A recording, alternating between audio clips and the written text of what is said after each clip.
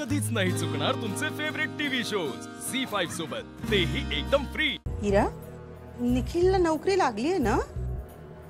हो, लागली आहे नोकरी, पण पगार काय पहिल्याच दिवशी मिळत नाही ना। पगार मिळायला वेळ लागतो। आणि तुला सांगू का, निखिलच्या बाबांना पेन्शन सुद्धा नाहीये। सगळं घर निखिलच्या कमाईवर चालतं, म्हणून पैशांची जरा चणचण आहे। आई, मी काय म्हणते, मी ताईकडे थोडे पैसे मागू का? का? नाही नाही इरा, अगं ताईकडे नको। अगं तसं नाही, म्हणजे उसनेच मागेन, मी परत देईन तिला। मी नोकरी शोधतीये। नाही ग, ताईकडे कशाला? नाही नाही, बरं नाही वाटत ते। म्हणजे अगं हे बघ, तिलाही खूप व्याप आहे, शाळा आहे, घर आहे। अगं काय बोलतेस तू? तिच्या घरातला एक कोपरा जरी झाडला ना तरी आमचा महिना निघेल एवढे पैसे निघतील। तिला काय पैशांची कमी आहे? म्हणून काय आपण मागायचे का हिरा? बरं वाटतं का ते? अगं आई, मी उधारच घेणार आहे, आणि ती सख्खी बहीण आहे माझी, रक्ताचं नातं आहे, म्हणून विचारते तिला। नाही नाही इरा, मला नाही पटत हे। तू तिच्याकडे अजिबात पैसे मागायचे नाहीस। हा, मी देते ना तुला। अगं आई, बाबांच्या औषधांसाठी नाही लागणार का तुला? इरा, त्याचं तू नको टेन्शन घेऊस, ते मी बघून घेते। हा, आम्ही सांभाळून घेऊ आमचं। हे बघ, सध्या माझ्याकडे जेवढे आहेत ना तेवढे घेऊन जा, थोडे दिवस भागतील तुझे। हा, पण ताईकडे नाही मागायचं। थांब थांब, मी देते, थांब।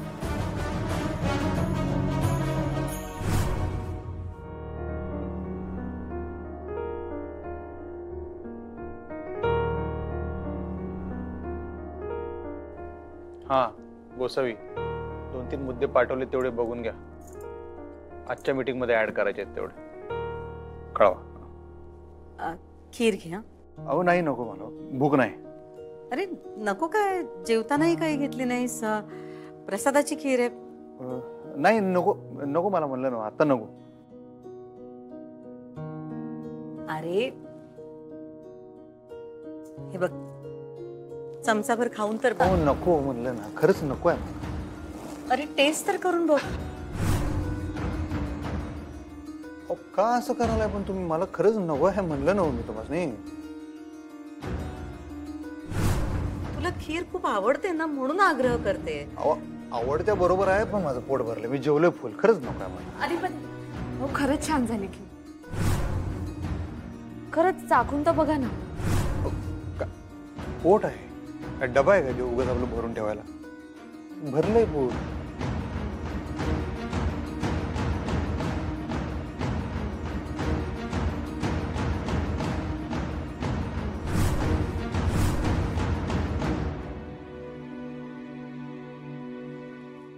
आई, त्यांचं असंच आहे, जेवणानंतर ते काही फारसं खातच नाहीत।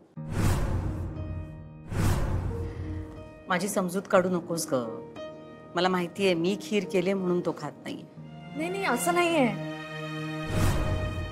मी लहान आहे, कळतंय मला सगळं, पण मला एक कळत नाही की मी आणखीन काय करू की त्याला माझ्यातल्या आईची माया, प्रेम, तडफड कळेल।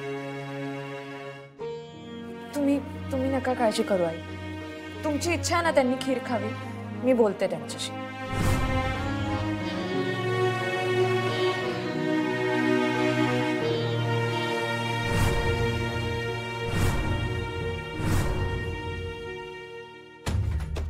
मी खीर खाल्ली तर बुडबुड घागरी, ही गोष्ट चालली आहे इथं।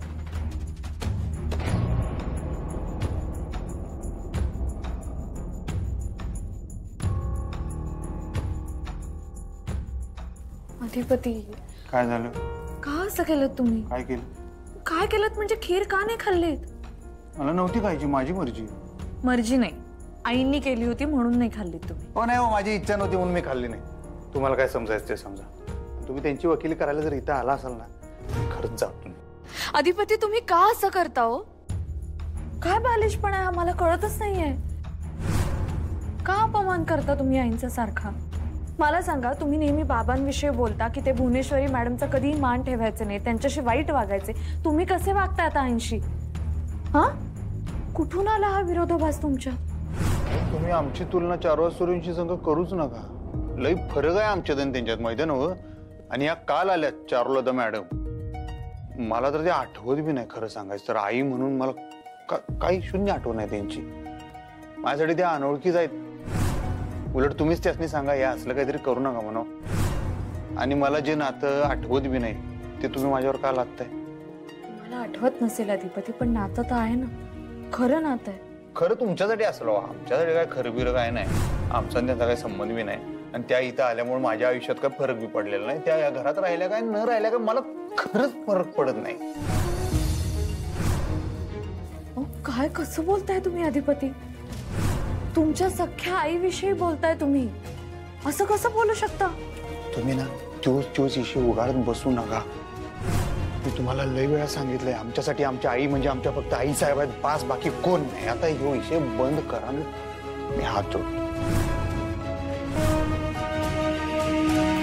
अधिपती, हा विषय थांबवणं हे तुमच्या हातात आहे, माझ्या हातात नाहीये. खरं तर ते तुमच्या बी हातात नाही, माझ्या बी हातात नाही. ते आहे चारुलता मॅडमच्या हातात. कारण त्या रोज उठून असलं काहीतरी माझ्यासाठी करत राहणार. मी त्यांना नकार देत राहणार. मग तुम्ही येऊन माझी समजूत घालणार. आपल्यात भांडणं होणार. हे चक्र मी तुम्हाला मागं पण सांगितलं, हे चक्र थांबलं पाहिजे.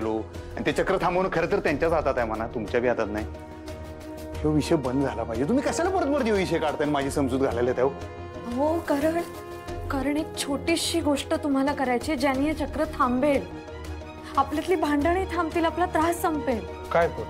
हे बघा, तुम्ही जर त्यांच्याशी चांगलं वागलात, प्रेमाने बोललात, त्यांना समजून घेतलं तर त्यांना बरं वाटेल. तुम्हाला काही वाटू दे, पण त्यांचा मान राखण्यासाठी तरी त्यांच्याशी चांगलं वागा. असं केलं ना अधिपती तर सगळे प्रॉब्लेम सॉल्व्ह होतील. किती प्रेमाने त्यांनी खीर केली होती हो, एक घास तरी खायचा. मला जर खीर खायचीच नसेल तर जबरदस्ती करण्यात काय अर्थ आहे? त्यांच्या प्रेमाला तुम्ही जबरदस्ती म्हणताय अधिपती? तुम्हाला माहितीये सगळ्यांनी खीर खाल्ली, सगळ्यांनी कौतुक केलं, पण त्यांनी केलेली खीर तुम्ही खाणं, तुम्ही त्यांचं कौतुक करणं हे त्यांच्यासाठी इतर कशाही पेक्षा महत्वाचं आहे. तुम्ही परत आता तेच करताय. तुम्ही त्यांचा विचार करताय आणि त्यांची बाजू तुम्ही माझ्याकडे मांडताय. मी बाजू नाही मांडत अधिपती. मला एवढंच म्हणायचं की ठीक आहे, तुम्हाला नव्हती ना खायची खीर, तरी त्यांचा मान राखण्यासाठी एक घास खाल्ला असतात, काय फरक पडला असता? नाही पडला असता फरक. मानबिन जोगा राखायचं तुमचं तुम्ही राखा, मी नाही मान राखा. मी राखतेच आहे मान, सगळेच राखतायत, पण त्यांना तुमच्याकडून जे समाधान मिळणार आहे ना ते इतर कुणाकडूनही मिळणार नाही. हो, पण त्यांच्या समाधानासाठी मी माझ्या मनाची शांती का खराब करून घेऊ?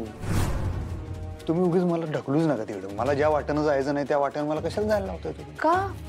का वाटत नाहीये? त्या एकट्याच बिचारे अधिपती तुमची वाट बघतायत. इतक्या वर्षानंतर त्यांना त्यांचा लेख भेटलाय. त्यांना कसं वाटत असेल तुम्ही असे वागता त्यांच्याशी बघून? काय वागलो मी? काय अपमान केलेला नाही त्यांचा? कधी एक शब्द चुकीचा बोललोय तुम्ही बघितलाय? काहीतरी आपलं सांगताय तुम्ही पण. अहो, मला त्यांच्याविषयी जे वाटतंय, आमच्या आई साहेबांविषयी जे वाटतंय ते मी कसं बदलणार? आमच्या आई साहेबांची जागा मी कोणाला देऊ शकत नाही हो. ती काळ्या दगडावरची पांढरी रेग आहे, ते तुम्ही बी समजून घ्या. आणि उलट तुम्ही जर त्यासनी सांगा म्हणावं हे असलं करू नका, बास करा, बंद करा, तर लय झालं. नाहीतर का नाही एक दिवस मग माझा संयम सुटत.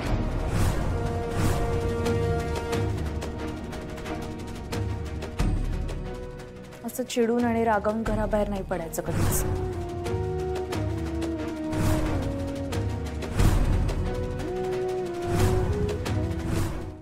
झी5 ॲप डाउनलोड करा आणि पहा सर्व एपिसोड्स एकदम फ्री.